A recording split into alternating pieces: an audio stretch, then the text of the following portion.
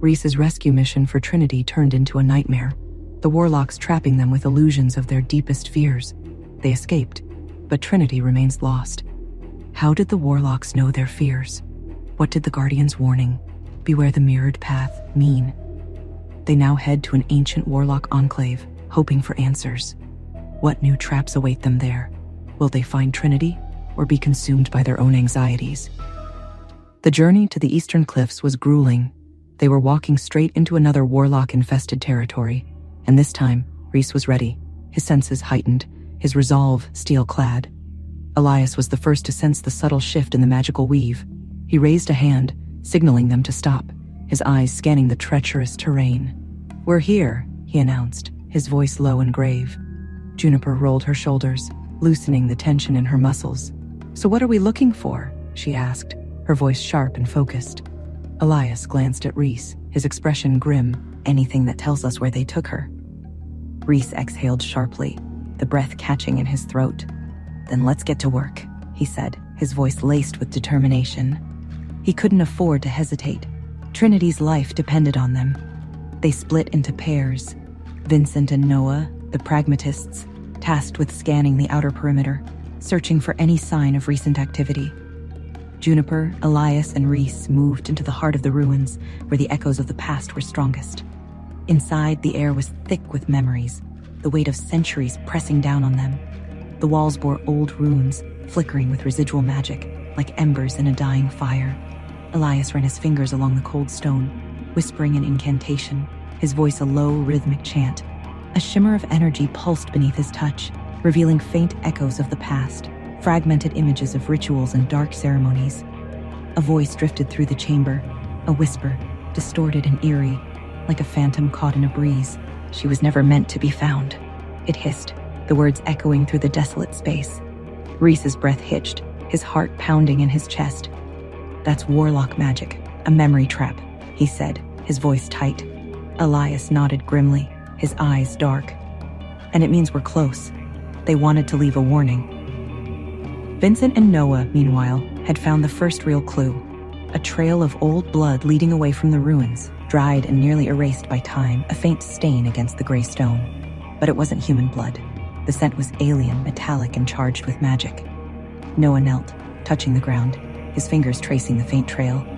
"This isn't an animal kill. This was deliberate," he said, his voice grave.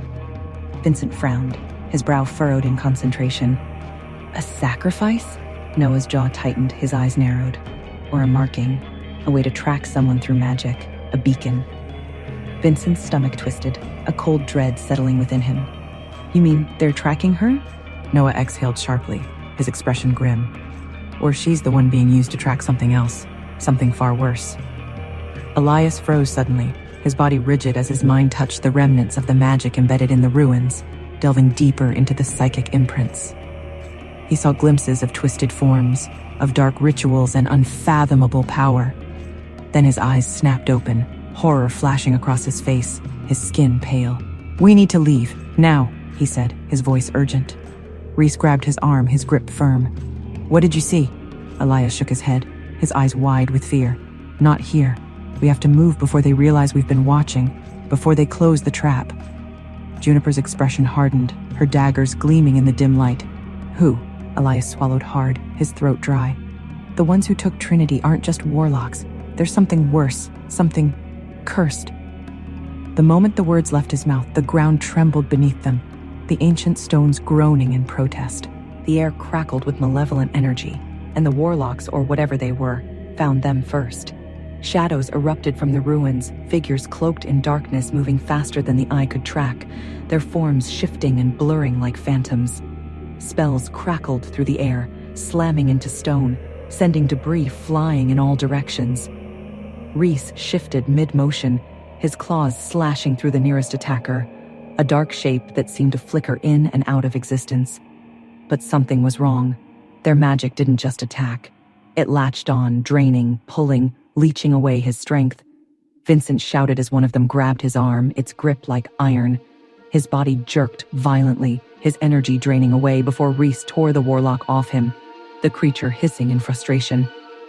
"They're siphoning us," Elias yelled, his voice strained.